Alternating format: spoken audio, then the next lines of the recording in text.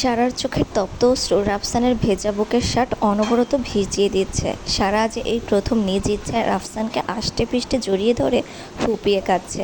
কেন জানি ওর মনে হচ্ছে এই মানুষটা ওর বড্ড আপন। এই মানুষটাকে ছাড়া তার জীবনের সামনের পথ চলাটা বড্ড কঠিন হয়ে যাবে।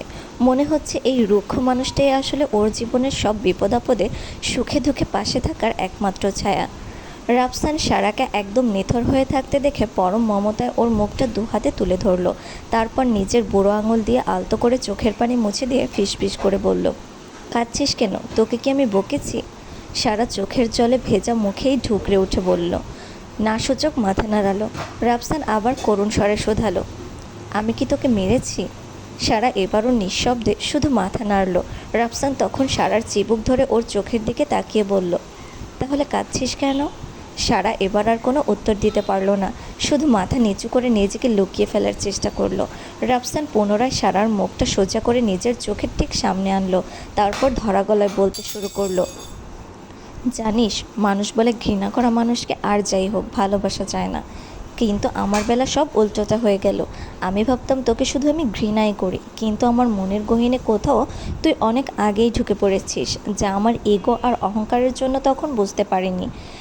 রাফসান মাঝপথে থামল। একটা গভীর দীর্ঘশ্বাস টেনে চোখ বন্ধ করলো সে, যেন শরীরের সবটুকু বিষাদ নামিয়ে নিচ্ছে। তারপর আবার চোখ খুলে সারার চোখের মনের দিকে তাকিয়ে বলতে লাগলো, যেদিন আমি দেশ ছেড়ে পালিয়ে আসি সেদিন কিন্তু আমি শুধু একা রাফসান আসিনি রে, তোকেই বুকের ভেতরে নিয়েই এসে পড়েছিলাম। জানিস, আমার বাইরের দেশে আসার বিন্দুমাত্র কোনো ইচ্ছে ছিল না, কিন্তু এই অবদ্ধ মনটা ছোটকাল থেকেই তোকে টানে, যা আমি ইগোর জন্য তখন স্বীকার করতে পারতাম না। তোকে যখন অন্য কোনো ছেলের সাথে দেখতাম তো আমার এই বুকের ভেতরটা কেমন জানি ছটফট করতো, প্রচুর কষ্ট হতো, কিন্তু কেন এমন হতো তাও আমি নিজের ইগোর জন্য বুঝতে দিতাম না। সময় যত গেল ততই তোকে অন্য কোনো ছেলের সাথে দেখে আমার রাগ বাড়তো, বুকে অসহ্য ব্যথা হতো। সেই যন্ত্রণা সহ্য করতে না পেরেই সেদিন আমি তোর সাথে ওরকম জঘন্য আর খারাপ আচরণ করেছি। কিন্তু বিশ্বাস কর সারা, ওগুলো আমি স্বেচ্ছায় করিনি, আমার মন করিয়েছে। কারণ এই মনটা তোকে অন্য কারোর সাথে দেখতে পারতো না, বড্ড হিংসুটেও। রাফসান একটু দম নিয়ে যেন নিজের হাহাকারগুলো গুছিয়ে নিয়ে আবার বলতে লাগলো, তাই আমি সেদিন সেই রক্তক্ষরণ আর যন্ত্রণা থেকে বাঁচার জন্যই দেশ ছেড়ে চলে আসি, এই ভেবে যে তোর থেকে দূরে থাকলে হয়তো আমি সব কিছু ভুলে যাব, তোকে নিয়ে মনের ভিতরে যে অনুভূতিটা হয় সেটা হয়তো সময়ের সাথে ঠিক হয়ে যাবে। কিন্তু আমি বিদেশে এসেও এক মুহূর্ত শান্তি পাইনি। প্রতিটা সময় তোর কথা মনে হতো, তোকে কিভাবে বকেছি, মেরেছি, সব আমার চোখের সামনে সিনেমার মতো ভেসে উঠত। একটা রাত আমি শান্তিমতো ঘুমাতে পারিনি, চোখ বন্ধ করলেই শুধু তোর মুখটাই ভেসে উঠত, যে মুখটার জন্য আজও কোনো নারীর মুখ আমার ভালো লাগেনি। রাফসান উদাসভাবে শ্বাস ফেলে পুনরায় বলতে লাগলো, আমি বুঝতাম না কেন আমার সাথে এমন হয়, কেন তোকে এত মনে পড়ে, কেন তোকে এত মিস করি। মাঝে মাঝে ইচ্ছে করতো সব ফেলে তোর কাছে ফিরে যাই, কিন্তু এই দেশের নিয়ম তো অন্যরকম। কেউ আসলে অন্তত 5 বছর না থেকে গেলে পরবর্তী সময়ে সে এই দেশে পা রাখতে পারবে না। এইসব ভেবে আমি নিজেকে খুব কষ্টে পাথর করে নিয়ন্ত্রণ করে রেখেছি, কিন্তু সময় যতই যায় ততই বেশি তোর কথা আমার মনের ভিতর সাগরের বড় বড় ঢেউয়ের মতো ঝড় তুলে দেয়। যে সাগরে আমি পড়ে গেছি, কিন্তু সাঁতার কাটতে একদম ভুলে গেছি, তখন আমি ঠিকই বুঝে গিয়েছিলাম যে আসলে আমার মনে তুই একদম চিরস্থায়ীভাবে ঢুকে গেছিস। রাফসান এবার সারার খুব কাছে মুখ এনে গাঢ় স্বরে বলল, তোকে আমি এমনভাবে নিজের ভিতর ঢুকিয়ে ফেলেছি যে বের করার সাধ্য মৃত্যু ছাড়া এই পৃথিবীর কারো নাই। কারণ ওই যে সাগরের মাঝে পড়ে গেছি, কিন্তু সাঁতার কাটতে ভুলে গেছি। ঠিক এইভাবে আমার দিন গেল, মাস গেল, বছর গেল, কিন্তু যতটা বছর গিয়েছে ততটা সেকেন্ড, মিনিট আর দিন মনে হতো তুই আমার গভীরে আরও বেশি ঢুকে পড়েছিস। যতটা গভীরে ঢুকলে আত্মা স্পর্শ করা যায়, ঠিক তাই তুই একদম আমার আত্মার মধ্যে ঢুকে পড়েছিস, যেখান থেকে তোকে বের করতে গেলে আমার জানটা চলে যাবে। রাফসান একটা বড় শ্বাস টেনে সারার মায়াবী চোখের দিকে তাকিয়ে শেষ কথাগুলো বলল। তারপর আমি ধীরে ধীরে বুঝতে পারি, তোকে হাজার ঘৃণা করার চেষ্টা করেও আমি করতে পারিনি, শত দূরে সরিয়েও সরাতে পারিনি। এই হৃদয়টা আমার অনুভূতি ছাড়াই তোকে তার ভেতর চিরকালের জন্য ঢুকিয়ে ফেলেছে।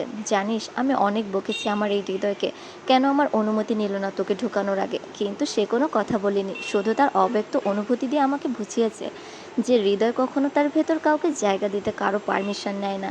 সে শুধু অনুভূতি বুঝে তার ভেতরের মানুষকে টেনে নেয়। যে অনুভূতিটা আমি তোকে দেখে ফিল করেছি, সেই অনুভূতিটাই তোকে ধীরে ধীরে আমার হৃদয় ভেতরে ঢুকিয়ে নিয়েছে। আর একজন মানুষের অনুভূতিটাই হলো হৃদয়ের কাছে সবচেয়ে আসল পারমিশন। রাফসানের প্রতিটি কথা সারার কানে যেন এক একটা তীরের মতো বিচ্ছে, আবার পরক্ষণেই সেই ক্ষততে প্রলেপ দিয়ে যাচ্ছে অদ্ভুত এক মায়া। সারা একদম বাকরুদ্ধ হয়ে গেছে। ওর চোখের জল এখন আর গাল বেয়ে পড়ছে না, বরং চোখের মনির ভেতর জমে নীলচে এক আবেশ তৈরি করেছে। ও অবিশ্বাস্য দৃষ্টিতে রাফসানের দিকে তাকিয়ে আছে। ওর মনে হচ্ছে এ কাকে দেখছে ও? সত্যি কি এ সেই রাফসান, যে রাফসান তাকে দুই চোখে সহ্য করতে পারতো না, যে রাফসান তাকে দেখলেই ঘৃণায় মুখ ফিরিয়ে নিত? আজ সেই মানুষটা কিভাবে নিজের ভেতরে সবটুকু আগল খুলে দিয়ে এমন আকুল হয়ে ভালোবাসার অনুভূতিগুলো বুঝিয়ে দিচ্ছে? এটা কি কোনো সুন্দর স্বপ্ন নাকি সত্যি? সারাকে ওরকম দিশেহারা আর অবাক চোখে তাকিয়ে থাকতে দেখে রাফসান আলতো করে ওর দিক থেকে নজর সরিয়ে নিল। সে দীর্ঘশ্বাস ফেলে উদাসীনভাবে আকাশের অতল নীলিমার দিকে তাকিয়ে বলতে লাগলো, জানিস, ভালোবাসা হচ্ছে এমন একটা জিনিস যার ভিতরে অনেক কিছু আছে। কষ্ট, সুখ, দুঃখ আর গভীর সুন্দর অনুভূতি। ঠিক তাই, যেদিন তোকে আমি ভার্সিটির গেটে দেখি সেদিন আমার মনে হয়েছিল আমি হয়তো কোনো সুন্দর স্বপ্ন দেখছি। কিন্তু না, ওটা স্বপ্ন ছিল না, তুই সত্যিই আমার সামনে ছিলি। ইস, তখন বুকের ভিতর যে কি শান্ত আর সুন্দর একটা অনুভূতির সৃষ্টি হয়েছিল, তা আমি কোনো ভাষাতেই প্রকাশ করতে পারবো না। আসলে প্রিয় মানুষকে সামনে দেখার অনুভূতিটা সত্যিই খুব সুন্দর হয়। এই অনুভূতি সবাই বুঝবে না রে সারা, এই অনুভূতি সেই বুঝবে যে তার প্রিয় মানুষটাকে সামনাসামনি দেখে সেই ভালো লাগাটা নিজের মনের গভীরে ফিল করে। রাফসান একটু থামলো। ওর কণ্ঠস্বরটা এখন আবেগে কাঁদছে। সে আবার বলতে শুরু করলো, তুই জাপানে এসেছিস জানার পর আমি আর নিজের ওপর নিয়ন্ত্রণ রাখতে পারিনি। মনে মনে বলেছিলাম অনেক হয়েছে এসব বালসাল ইগো, এখন আমার তোর কাছে যেতেই হবে। তোকে আমার চাই মানে চাই। এই জীবনটা পার করতে হলেও তোকে আমার পাশে চাই। তাই তো সেদিন আর এক মুহূর্ত দেরি করিনি, পাগলের মতো তোর পিছে লেগে গেছি।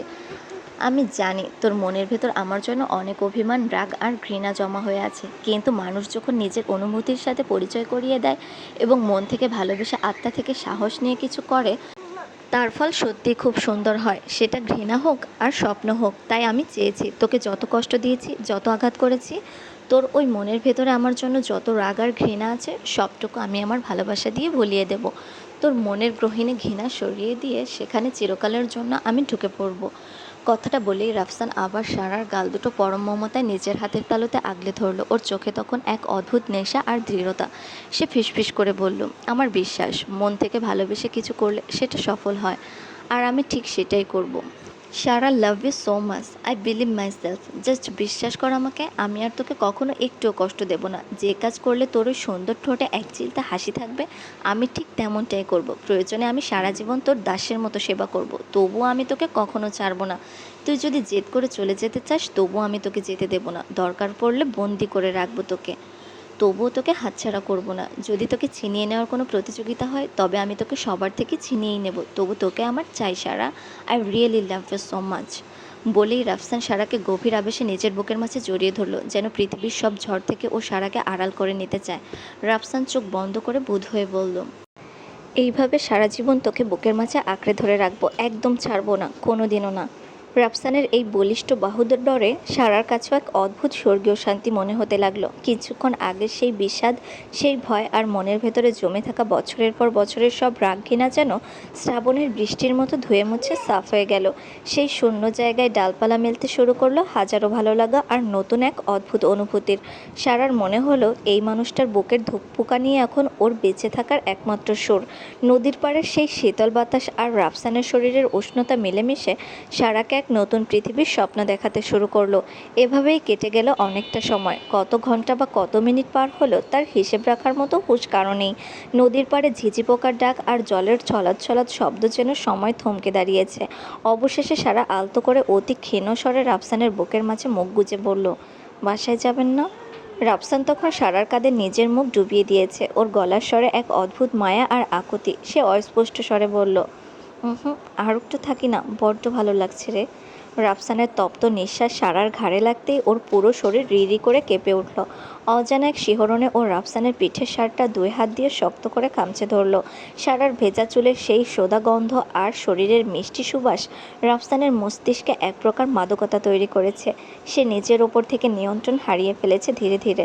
রাফসান পাগল করা সেই ঘ্রাণ নিতে নিতে সারার কোমল ঘাড়ে আলতো করে নিজের ঠোঁট ছোঁয়ালো। সারা এক মুহূর্তের জন্য শিউরে উঠে চোখ দুটো শক্ত করে বন্ধ করে ফেলল। সন্ধ্যার মৃদু হিমেল বাতাস যেন ওর শরীরে কাঁপন ধরিয়ে দিয়ে গেল। রাফসান চোখ বুজে সারার কানের কাছে মুখ নিয়ে ফিসফিস করে বলল, আমার সব থেকে বড় নেশা তুই, এমন একটা নেশা যেটা সঙ্গ না পেলে আমি পাগল হয়ে যাই। সারা, আমাকে কখনো ছেড়ে যাস না, খুব ভালোবাসি তোকে, ছেড়ে গেলে আমি সত্যি মরে যাব, পাগল হয়ে যাব আমি।